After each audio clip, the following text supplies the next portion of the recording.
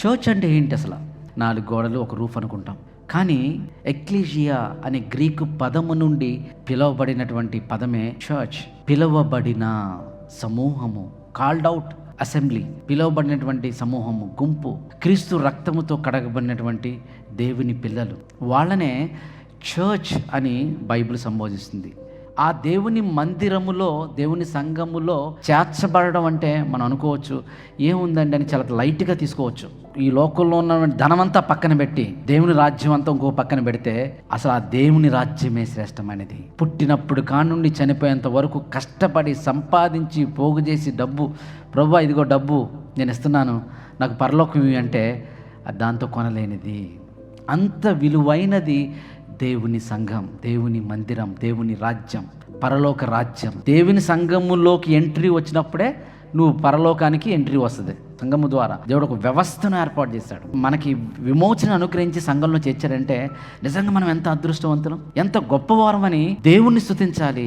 సంఘము పట్ల, దేవుని పట్ల కృతజ్ఞత కలిగి ఉండాలి. అందుకే బైబిల్లో ఒక వచనాన్ని మీకు చూపిస్తాను. ఎఫెసీయులకు రాసిన పత్రిక 2:19 చూస్తే, కాబట్టి మీరిక మీదట పరజనులను పరదేశులనై ఉండక పరిశుద్ధులతో ఏక పట్టణస్థులను దేవుని ఇంటి వారినై ఉన్నారు. ఒకప్పుడు ఇజ్రాయేలీలు చాలా గొప్పగా చెప్పుకునేవారు, ఏమని? మా తండ్రి, మా దేవుడు, మాకు గ్రంథం ఉందని. పాపం మిగతా వాళ్ళందరూ కూడా అయ్యో మాకు దేవుడు లేడే, మాకు గ్రంథం లేదే, మేము వాడుతుంటే బాగుండే అనే పరిస్థితి.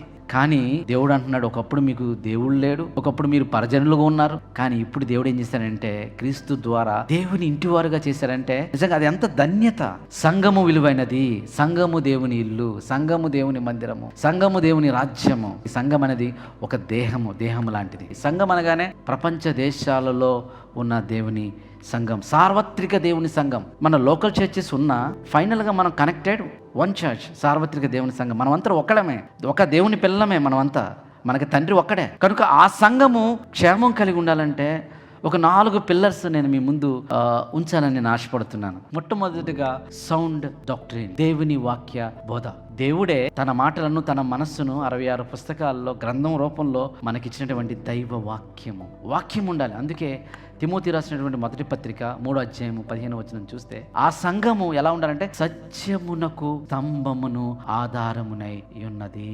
ప్రారంభం 2000 సంవత్సరాల క్రితం నుండి అప్పుడే సత్యానికి ప్రాధాన్యత ఇచ్చారు. అంటే అసత్యము వెళ్లే రోజులు వస్తాయి. ఎందుకంటే అపవాది వాడికి తెలుసు, వీళ్ళ దేవుని పిల్లలు దేవుని నుండి పక్కనకి ఎక్కడ పెడదామా అని వాడు ఎప్పుడు చూస్తూ ఉంటాడు. ఆది నుండి వాడు పెట్టాడు, వాళ్ళంతా కూడా దూరం అయిపోతూనే ఉన్నారు. కనుక ప్రియులారా, సత్యానికి ఎలా ఉండాలంటే మూలముగా ఉండాలి, ఆనుకుని ఉండాలి, నిలబడి ఉండాలి. సత్యం అంటే ఏంటంటే ఇంతకీ దైవ వాక్యము. సత్యమందు ప్రతిష్ఠ చేయము, నీ వాక్యమే సత్యము. సంఘము ఏ పిల్లర్ మీద ఉండాలంటే వాక్యపు సత్యము మీద ఉండాలి తప్ప కల్పించిన కథలు, పిట్ట కథలు, లేకపోతే కల్పనా కథలు, వేరే వాటి మీద బేస్ చేసుకుని నిలబడిందంటే అది కూలిపోవడానికి అవకాశం ఉంటుంది.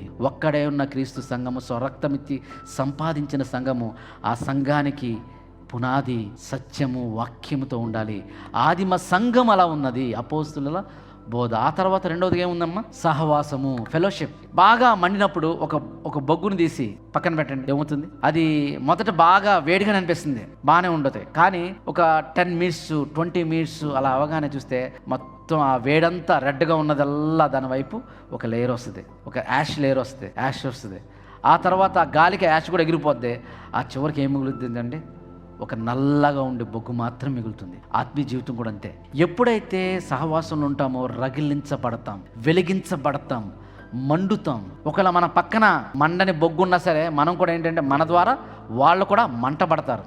సహవాసంలో అంత గొప్పదనం ఉంటుంది. సహవాసం పక్కకి వెళ్ళిపోయామనుకోండి, ఈ బొగ్గు ఎలాగైతే మెల్లమెల్లగా ఆ రగిలింపు నుండి ఆరిపోతూ దాని మీద బూడిద ఫామ్ అయిపోయి ఆ బూడిద కూడా వెళ్ళిపోయి చివరికి బొగ్గుగా ఒంటరిగా మిగిలిపోతుందో మన జీవితాలు కూడా అంతే. పాత నిబంధన గ్రంథంలో ఛాయిగా ఉన్నటువంటి సంఘం ఏంటంటే ఇజ్రాయేలీయుల సమూహము, సాక్రెడ్ హోలీ కమ్యూనిటీ అన్నారు పాత నిబంధన గ్రంథంలో. దేవుడు ఏమంటాడు? మీరు అందరు సమూహంగా ఉండాలి, కలిసి ఉండాలి అని. ఎందుకు అన్నాడంటే సహవాసం ఇంపార్టెంట్. కనుక సంఘం అంటే ఒక ఆదివారము గ్యాదర్ అయ్యే ఒక 2 గంటలు 3 గంటలు అనుకోకూడదు. కానీ సంఘం అంటే as a family, connected family and fellowship. అక్కడ ఏమవుతుందంటే మన దేవుని సన్నిధిలో ఎదుగుతాం.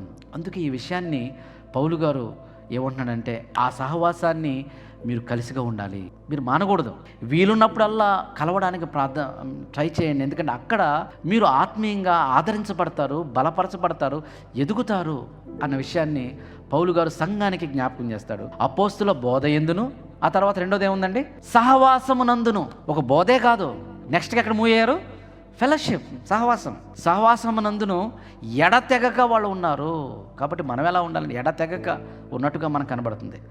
కాబట్టి మనం ఎలా ఉండాలంటే దేవుని సహవాసంలో మానుకోకుండా అవకాశం ఉన్నప్పుడు, వీలున్నప్పుడు, కుదిరినప్పుడల్లా కనెక్ట్ అవ్వడం వల్ల దేవునిలో ఎదగడానికి, మన కుటుంబాలు బలపరచబడడానికి, మన పిల్లలు బలపరచబడడానికి, దేవుని రాజ్యంలో ఉన్నతంగా ఉండడానికి గొప్ప అవకాశం ఉంటుంది. కాబట్టి సహవాసాన్ని మనం మర్చిపోకూడదు. రెండవది ప్రేయర్ లైఫ్. అపొస్తలుల కార్యముల గ్రంథం 4:31 చూస్తే, వారు అంటే సంఘము ప్రార్థన చేయగానే వారి కూడి ఉన్న చోటు కంపించెను. చూడండి, అప్పుడు వారందరూ పరిశుద్ధాత్మతో నిండిన వారై దేవుని వాక్యమును ధైర్యముగా బోధించిరి. ఈరోజు అనేకమైన శ్రమలు మన కుటుంబాల్లో కావచ్చు, సంఘంలో కావచ్చు, చుట్టుపక్కల పరిస్థితుల్లో కావచ్చు, ఎన్ని శ్రమలు గుండా మనం వెళ్తున్నప్పుడు సంఘముగా మనం అందరము కలిసి ఒక దగ్గర కూడి ప్రార్థన చేస్తే ఆ ప్రార్థన అనేది బలమైన ప్రార్థనగా ఉంటుంది. ఆ ప్రార్థన దేవుడు ఆలకిస్తాడు. వారు ప్రార్థన చేయగానే ఏమైందండి, అన్నట్టుగా మనకు కనబడుతుంది.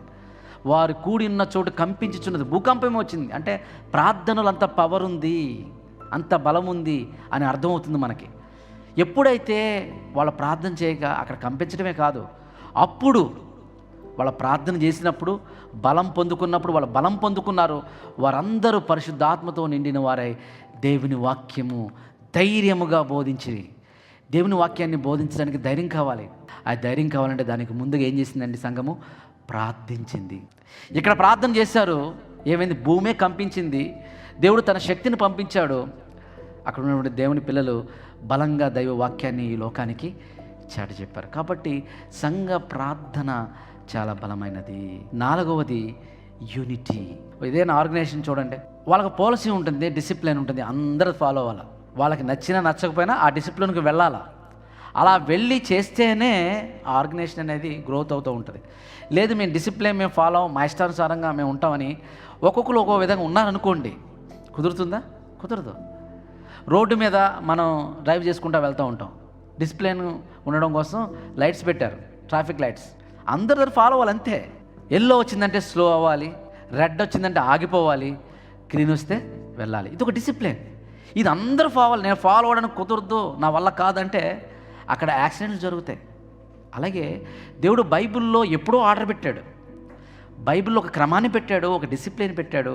ఆ డిసిప్లిన్లోనికి మనకు వెళ్ళాలి. అది మనకు కష్టంగానే ఉంటుంది కొన్ని సందర్భాల్లో, అయినా తప్పదు, వెళ్ళడానికి ట్రై చేయాలి. అలా ట్రై చేస్తే అందులో గ్రోత్ ఉంటుంది. ఆ డిసిప్లిన్లో వన్ ఆఫ్ ద డిసిప్లిన్ ఏంటంటే యూనిటీ. సంఘం ఎలా ఉండాలంటే ఐక్యమత్యము కలిగి ఉండాలి, ఐక్యత కలిగి ఉండాలి. ఐక్యత కలిగి ఉంటే అక్కడ మనోహరంగా ఉంటుంది, ఐక్యత కలిగి ఉంటే అక్కడ బ్లెస్సింగ్స్ ఉంటాయి. కీర్తన గ్రంథము 133వ కీర్తన 1వ వచనము, సహోదరులు సహోదరీమణులు బ్రదర్సు సిస్టర్స్ అందరూ ఐక్యత కలిగి నివసించుట ఎంత మేలు, ఎంత మనోహరము.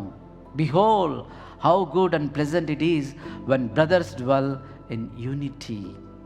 మన దేహంలో ఎలాగైతే అవయవాలు ఒకదానికొకటి కనెక్ట్ అయ్యి ఒక సేమ్ హార్మనీతో, ఒక యూనిటీతో ఎలాగైతే ముందుకు వెళ్తున్నాయో, దేవుని సంఘము అనే మందిరము కనెక్ట్ అయ్యి ఒక తాటి మీదకి వెళ్ళాలి, ఒక డిసిప్లిన్ మీదకి వెళ్ళాలి. అప్పుడే ఆ సంఘము అభివృద్ధి పొందుతుంది. ఇప్పుడు ఎవరైనా ఒక సంఘం అంటే ఇంకొక సంఘం అంటే పడుతుందా? అస్సలు పడదు. ఎందుకంటే వాళ్ళు వేరు మేము వేరు అనుకుంటాం. మేదే గొప్ప మందిరం, మేమే పరలోకం వెళ్ళిపోతాం అనే మైండ్ సెట్తో ఈరోజు, ఒక బలహీనమైన మైండ్ సెట్తో ఈరోజు సార్వత్రిక దేవుని సంఘం ఉన్నది.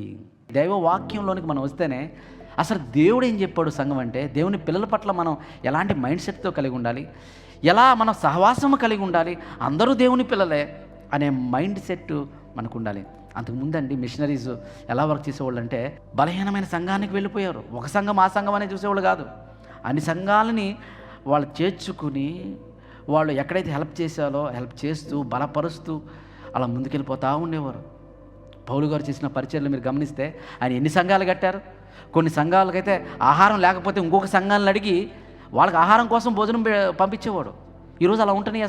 అసలు ఒక్క సంఘం అంటే ఇంకో సంఘం కాంపిటీషనే ఉంటుంది తప్ప కాంప్లిమెంటరీ ఎక్కడ ఉంది చెప్పండి?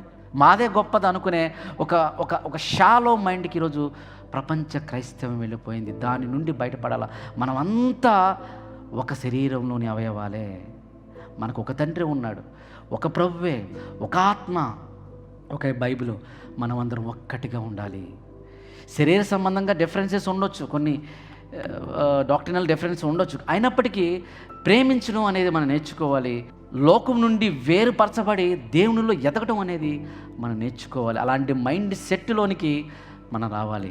ఆ 4 ఉంటేనే ఈరోజు సంఘము అభివృద్ధి పొందుతుంది. ఈరోజు సంఘం ఎలా అవుతుందంటే రోడ్డు మీదకి వచ్చేసింది. ఈరోజు మీరు రోడ్డు మీదకి వచ్చేసి బైబిల్లో ఒక మాట ఉంది, మిమ్మును బట్టే కదా నా నామం అన్ని జనుల మధ్య దూషించబడుతుంది.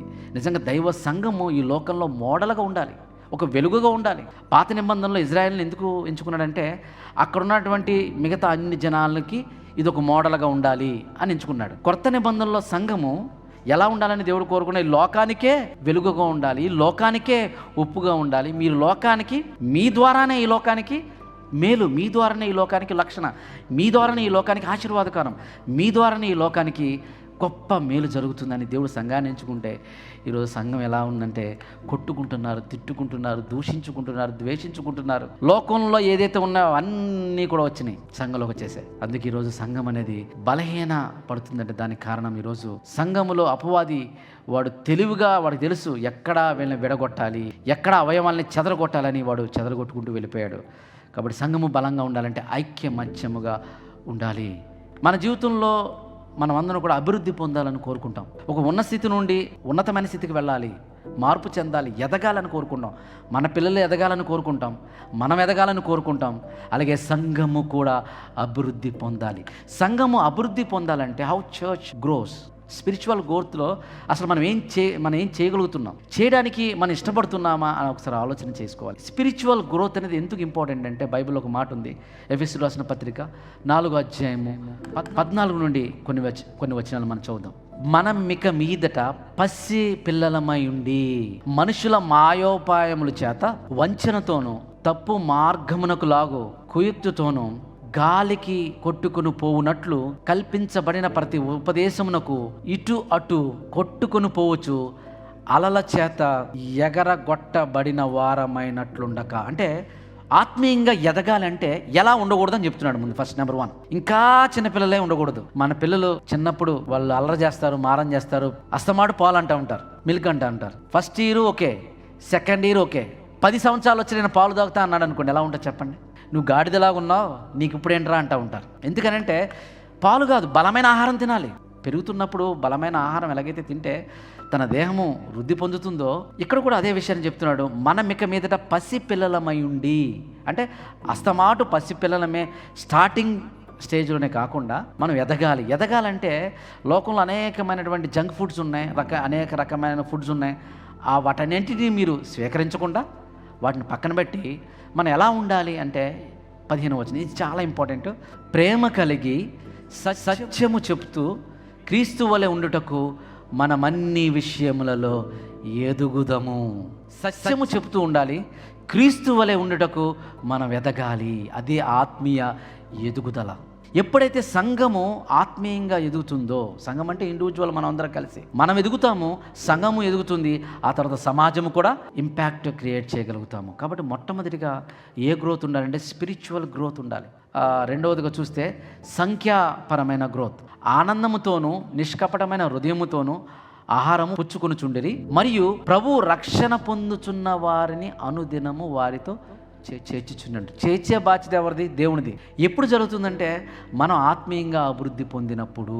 ప్రారంభంలో ఉన్నటువంటి మొదటి శతాబ్దంలో ఆదిమ సంఘము 12 మంది, ఆ తర్వాత 120 మంది, ఆ తర్వాత 3000 మంది, ఆ తర్వాత అలా 30,000 మంది, అలా పెంచుకుంటూ ఎలాగైతే అభివృద్ధి పొందారో మనం కూడా న్యూమరిక్గా అభివృద్ధి పొందాలి అనేది దేవుడు కోరుకుంటున్నాడు.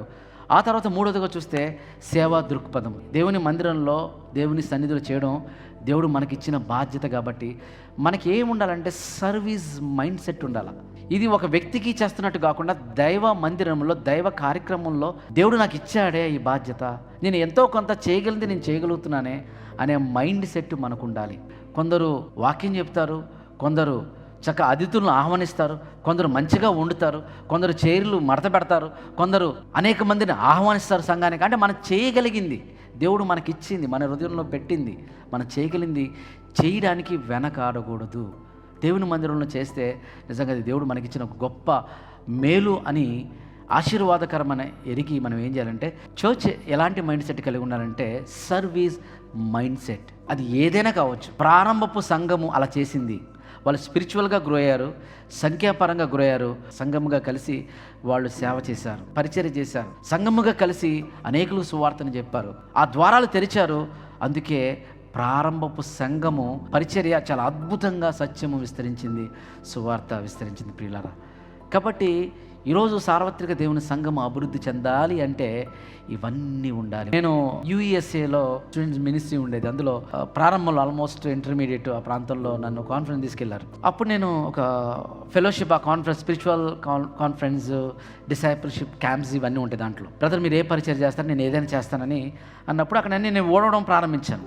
అక్కడ ఊడుస్తూ ఉన్నప్పుడు ఆ బాత్రూమ్ నుండి కొంతమందికి పెద్దలు, ఒక సిస్టర్స్ అలాగే బ్రదర్స్ కొంతమంది బాగా కడుగుతున్నారు. వాళ్ళు పాపం వీళ్ళంతా మంచి కడుగుతున్నారు, మంచి ఎక్స్పర్ట్స్ ఏమి వీళ్ళు అనుకున్నాను. ఆ తర్వాత బయటకు వచ్చి మాట్లాడుతున్నప్పుడు వాళ్ళు నాకు చెప్పారు, వాళ్ళు ఎవరో కాదంట, వాళ్ళ ఆ సర్కిల్లో చూస్తే వాళ్ళు డాక్టర్స్ ఉన్నారు, ఇంజనీర్స్ ఉన్నారు, కొందరు అయితే ఐఏఎస్ సర్వీస్ అడ్మినిస్ట్రేషన్ కూడా అక్కడ వరకు కూడా వెళ్ళిన వ్యక్తులు ఉన్నప్పుడు నేను చూసి చాలా ఆశ్చర్యపోయాను. నేను అన్నాను, మీకు నామోషం లేదా అని అడిగాను. నేను ఏముంది నామోషి? వాళ్ళు అన్నారు, అసలు దేవుని మందిరంలో దేవుని ప్రజల కోసం అనేక మంది ఇక్కడికి వస్తున్నారు, దేవుని మాటలు వింటున్నారు. వాళ్ళు దేవుని ప్రజల కోసం మేము చేసే ఆఖరికి బాత్రూమ్లు కడగడం కూడా అది మాకు వచ్చిన గొప్ప ఆధిక్యత అని ఎవరు అనుకుంటున్నారండి? వాళ్ళు బాగా చదువుకుని ఉన్నతమైన ఉద్యోగాలు చేస్తూ ఉన్నప్పుడు అప్పుడు నాకు అర్థమైంది, అంటే సర్వీస్ మైండ్ సెట్ అంటే ఎలా ఉంటుందా అని. ఒకనాడు మిషనరీస్ వాళ్ళు ఎంత గొప్పగా పరిచయం చేశారు. ఈరోజు భారతదేశంలో నిజంగా మంచి స్కూల్స్, హాస్పిటల్స్ ఉందంటే దానికి కారణం ఒకప్పుడు క్రిస్టియన్ మిషనరీస్ వాళ్ళు ఎంతో కష్టపడ్డారు, అనేక మందిని హక్కును చేర్చుకున్నారు. ఈరోజు అలాంటి సేవ పరిచయం ఎక్కడైనా కనబడుతుందండి? ఏం కనబడదు. దేవుని పిల్లల కోసం చేసేది ఏదైనా చేస్తున్నామంటే దేవునికి చేస్తున్నట్టు లెక్క. ఒకరోజు ఒక అతను అంటాడు, ప్రభా నువ్వెప్పుడు మా ఇంటికి వచ్చావు, నువ్వెప్పుడు దప్పికొన్నావు, నువ్వెప్పుడు ఆకలిగా ఉన్నావు అంటే, ఇంకో బలహీనులైన నా సోదరులకి నువ్వు చేసావు కదా, అయితే నాకు చేసినట్టే అని యేసుప్రభు వారు అంటారు. కాబట్టి దేవుని మందిరములో మనం పరిచర్య చేస్తున్నామంటే దాని అర్థం దేవునికి చేస్తున్నామని అర్థం. అది ఎంత గొప్ప భాగ్యం అండి. అది ఏది చేసినా, అది చిన్నది చేసినా. కాబట్టి అలాంటి మైండ్ సెట్తో మనం ఉండాలి. అలాంటి మైండ్ సెట్తో ఇది దేవుని పని, దేవుని బాధ్యత, దేవుడిచ్చిన గొప్ప వరము అనే పాజిటివ్ దృక్పథంతో ఉంటే మనం చేయగలుగుతాం, లేకపోతే మనం చేయలేము. అది పర్సనల్గానే మనం చూస్తాము.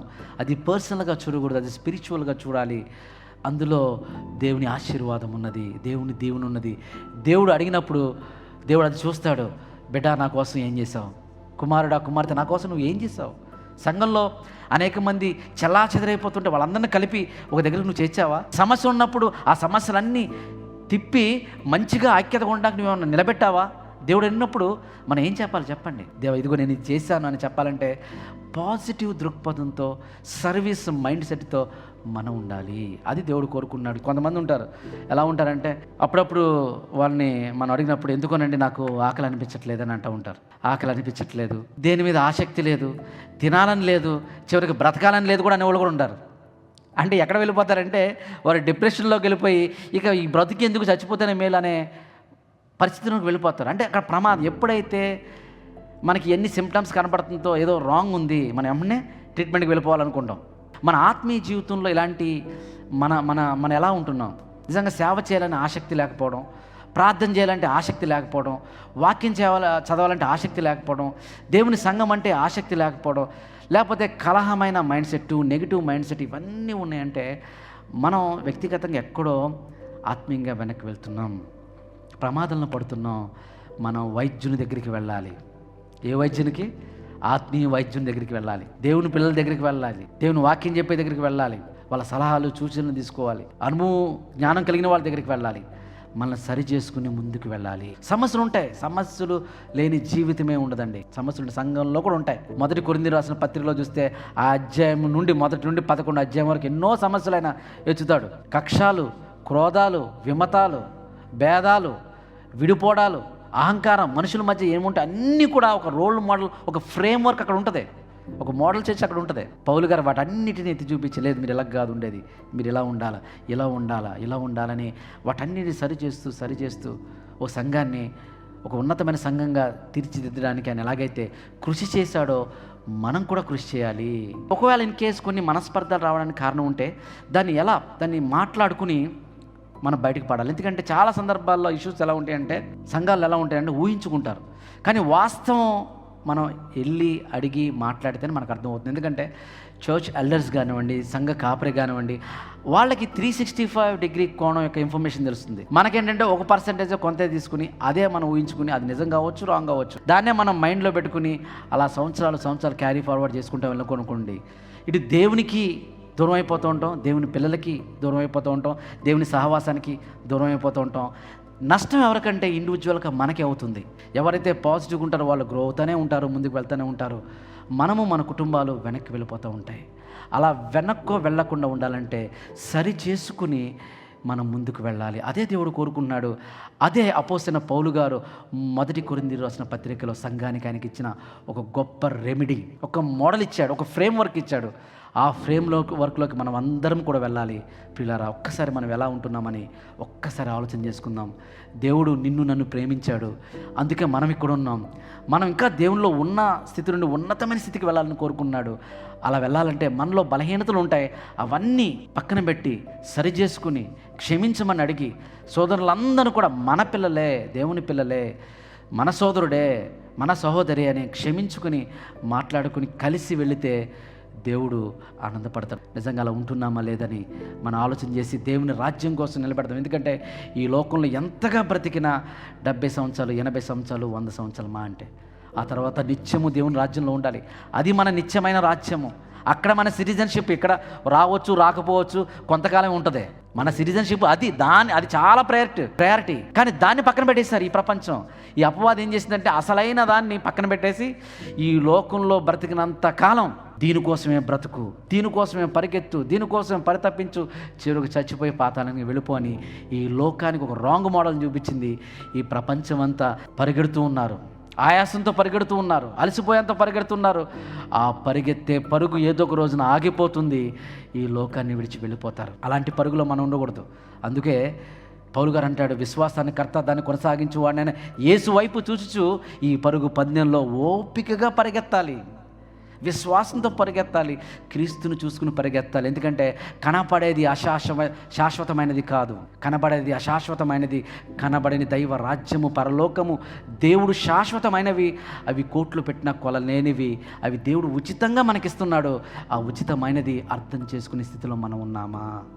ఒక్కసారి పరిశీలన చేసుకుని ఈ మధ్యాహ్న సమయం ముందు దేవుని కోసం మనం అందరం కూడా నిలబడదాం, దేవుని రాజ్యాన్ని కడదాం. అందరూ కూడా లేచి నిలబడండి, దేవుని సన్నిధిలో మనం ప్రార్థన చేద్దాం. సోదరి, సహోదరుడా, నీవు దేవుని పిలుపులో ఉన్నావు, నువ్వు దేవుని ఏర్పాట్లో ఉన్నావు, నీవు దేవుని ప్రణాళికలో ఉన్నావు. అందుకే నీవు దేవుని మందిరములో ఉన్నావు.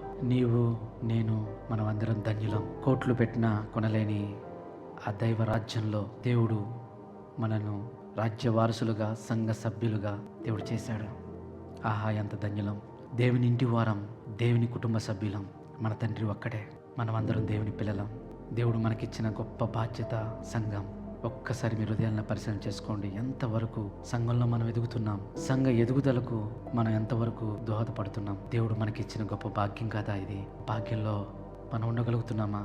మనం చేసేది ఏదైనా, మన శ్రమైన, మన కష్టమైన, మన ప్రార్థనైనా, మన ధనమైన, మన సమయమైన, అది దేవునిలో పెట్టడానికి దేవుడు మనకిచ్చిన గొప్ప దీవెన. సమస్యల్లో ఉన్నవారిని కట్టగలుగుతున్నామా? మనస్పర్ధాలతో ఉన్నవారిని ఐక్యపరచగలుగుతున్నామా? ఒక్కసారి ఆలోచన చేద్దాం. నీవు దేవునికి ప్రియమైన కుమారుడవు, ప్రియమైన కుమార్తెవు. నీవు ఎదగాలని, నీవు లోకంలో వెలుగుగా ఉండాలని దేవుడు కోరుకుంటున్నాడు. దేవాని ఘనమైన నామమునకు స్తోత్రం చెల్లిస్తున్నాం. నీ వాక్యం ద్వారా మమ్మల్ని దర్శించారు. నీ మాటలే లేకపోతే మేమేమైపోతాం తండ్రి. నీ ప్రేమ ఎంతో ఉన్నతమైనది.